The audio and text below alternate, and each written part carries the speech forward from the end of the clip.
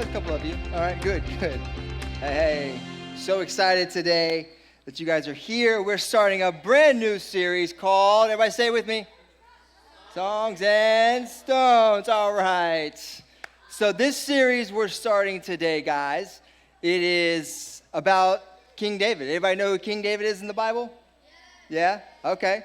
And this series is about from the time when David was anointed king to when he actually became king. If you know anything about David, he is a very famous person from the Bible. And David was a lot of things. He was a shepherd. He was a warrior. He was also a poet. He was also a songwriter. And David was also a great leader. He killed giants. He led armies. He wrote beautiful songs and eventually became king over Israel. But did you know that underneath all of that, David actually struggled deeply at times? Yeah. Over all the success and how great he looked, he dealt with a lot of things. He knew what it meant to feel insecure. He knew what it meant to feel pressure. And David knew what it meant to feel things like anxiety and fear. He faced Goliath, which is probably what he's most famous for. Most of us know that. David and Goliath led armies, lost friends. And did you know that one of the things that really stemmed from David feeling this fear and anxiety came because his own father-in-law, King Saul, chased him for years, trying to have him killed because he was so jealous of him. So David knew what it meant to feel hurt, to feel wounds from somebody who you care about. There were seasons where David, he felt totally alone, totally abandoned. Yet through all of that, you know what David did? He kept returning to God. He kept trusting God. David's very important for us, guys, an important person that we should look to because David shows us someone who can have pain, who can have anxiety, can feel isolation, can deal with identity issues, and still be deeply loved and be used by God. The series that we're starting today, guys, is not about a perfect man who became king, but a person who became broken but never stopped trusting a perfect God. Even when he was overlooked. Anybody ever felt like you were ignored by somebody or you were overlooked by somebody? Like they didn't give you that credit for doing something, right? Anybody ever been locked out of their house? Yeah. That's not fun. That's kind of what it feels like when the group kind of excludes you and doesn't look at you as part of the group. It's like getting locked out of your house. I got locked out of my house recently. Did you guys know that? I want to tell this story. It was one morning. I actually have the video. Here's the video of me getting locked out of my house by my own wife. Hey. That's me. She's in the driveway leaving. She's leaving. Look. She doesn't see me. You guys, you see me, right? Still chasing her? I chased her down the street, and she never saw me. She says, I didn't even see you. Come on. How do you go that long? But I chased her all the way down the street because she was leaving earlier for work than I was that day. So I was planning on going back inside after helping get the kids in the car. And I walked up to the door, and it was locked, and then I see her. She's still there, so I'm thinking, you got to see me. And I chased her all the way down the street because she never saw me. Isn't that rough? It was terrible. My own wife overlooked me. And to be fair to her, it was a crazy morning. She was running late, and she was focused, like laser focused. I finally called her once I got in the house. I said, hey, don't lock me out of the house next time. That'd be great. She's like, oh, I'm so sorry. I didn't even see you. It was a funny morning now that I look back on it, but in the moment, not so funny for me. I asked you guys earlier, you ever felt like you were overlooked? Anybody have a friend who ever tried to one-up them on stuff? Oh, that hand went up fast, right? Where you'll tell a story and they'll try to tell a story it's even better, or they the answer to something and they'll shout it out before you, right? That's not fun to have a friend like that. It makes us feel overlooked. When we experience moments where we feel overlooked, it can affect how we see ourselves, right? When we feel ignored, it can affect how we look at ourselves. Identity, our identity, it's everything to us. What I mean by that is that it affects the way that we see ourselves. If we believe we're not important, or if we believe we offer no value, you know what happens then? We end up shrinking back from the calling that God has put in our life. If we think we're not important, then we'll never step into that important thing that God has called us to do. We'll miss it. The enemy loves it when we have a moment where maybe we feel excluded. We feel like no one noticed us. And we say to ourselves, nobody noticed me. He loves it when that turns into us then saying, I'm not important. Everybody say, I am important. Because God says so. People can make us feel overlooked. But can I tell you guys something? Your identity is not determined by people who overlook you. It's determined by God and what he says about you. Because God never overlooks you. God sees you. And just like he saw David, he calls you to something greater. So right now, what we're going to do, we're going to talk more about how God sees us and how he sees David. But first, let's go into tag, and we're going to have some questions that you guys can talk about, and we'll be right back, okay? All right.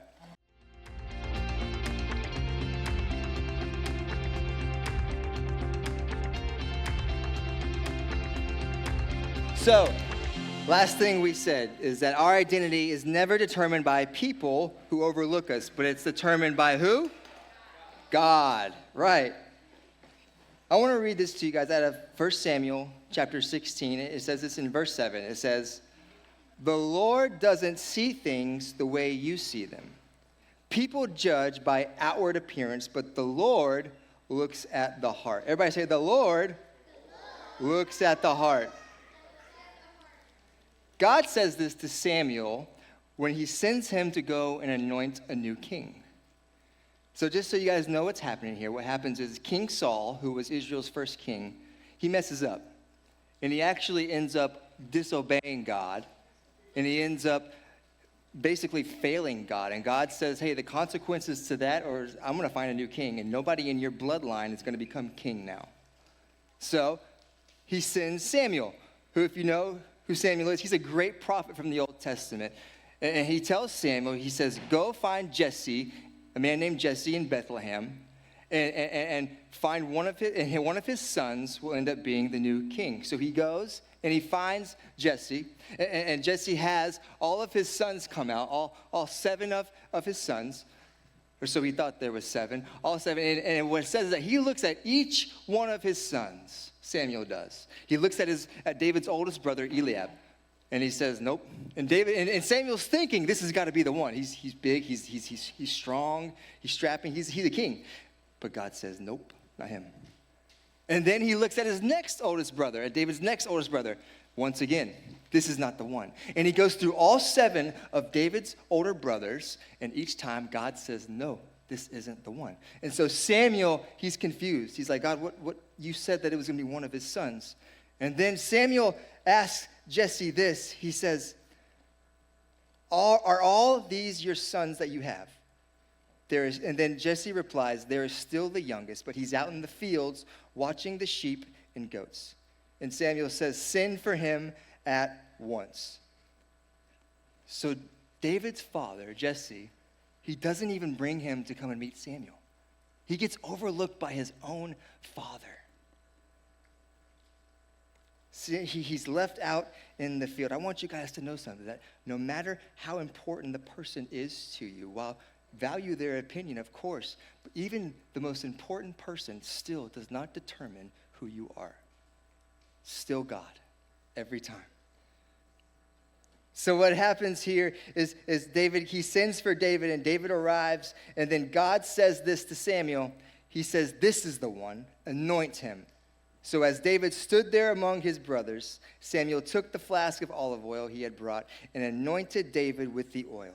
And the Spirit of the Lord came upon David, came powerfully upon David from that day on. So David, he gets overlooked by his own father, but not by God. You know why? Because God sees what people miss. I need to get a volunteer. I need one volunteer. Okay, let me see. Alexis, come on up. I saw your hand first. I did. Come on up. Stand right there for me. You have an opportunity here. It's going to be a fun opportunity. All right, there's 2 presents here, okay? Now, I want you to feel the big one. Everybody knows who goes for the biggest one first, always, right? Christmas morning, you run out there. None of you guys go for the biggest present. Get out of here, come on now. If your parents didn't tell you not to, would you go for the biggest present first? Nope, you guys are awake, right? Okay, would you go for the biggest present first usually, Alexis? I think you would. Anyways, we're going to say you would. All right, it's just going to be like that. All right, it's fine. So, feel the weight of that. Feel it, come on. There's got to be something good in there, right? Got to be something, right? Right? All right, now feel this one. Hold it. Feels like socks maybe, right? Nothing, air, possibly. Now what's going to happen is I'm going to let you open this. I'm going to let you open the really awesome one that you know has something good inside of it. And then I'm going to let you open this little rinky-dink one here. And then you're going to decide which one you want, which one you think is more valuable. So go ahead and open it up. Rip, come on, I'll help you. There we go. I love how polite and carefully you guys open these presents. I love it. It's so great. I would just destroy it. There. Wait a second. It looks like you got a new fan. A new fan for your ceiling. I'm just kidding. It's not a fan. All right, open this part. Let's see what it is. It's got to be better than a fan. Come on, open it up. Here we go. Rip it. Yes. There we go. All right, what's in there? Pop that lid. There's some weights and diapers. Would you like some diapers? No? Oh, okay, maybe this one's better then. Open this one. Maybe there's something better in there. Look in the plastic. Look in the wrapping. Hold it up. What is it? $5. What? So which one do you want? You want the diapers, right? No, you're gonna keep the $5? It's yours. Go for it. I'm serious. It's yours. Go for it. Give her a hand. So this one, the big one, looked way more awesome, right? You had to be something good. Usually you see a big gift like that, it's got to be great. Not in a little tiny gift though, right? That doesn't make sense. But there was more value in that. When people looked at David, they saw this little shepherd, right? This little brother, some kid out in the field, but God saw more value in David. Despite the small packaging, God saw a king. Go to Psalm 139 in your Bibles, guys, where David wrote this. He said, "O Lord, you have examined my heart and know everything about me." See, David's brothers, they were big, they were strong, they looked like, for sure, future kings. But God, he knew David. He saw something more valuable in David. God saw his heart. Before David, though, was a king, like I said, he was a shepherd. Before anybody sang praises and sang over him, he spent long days in a field, probably feeling very unseen. Him by himself with some sheep. Can I tell you guys something, though? It's in those times God does his best work. God's best work is often in the unseen moments.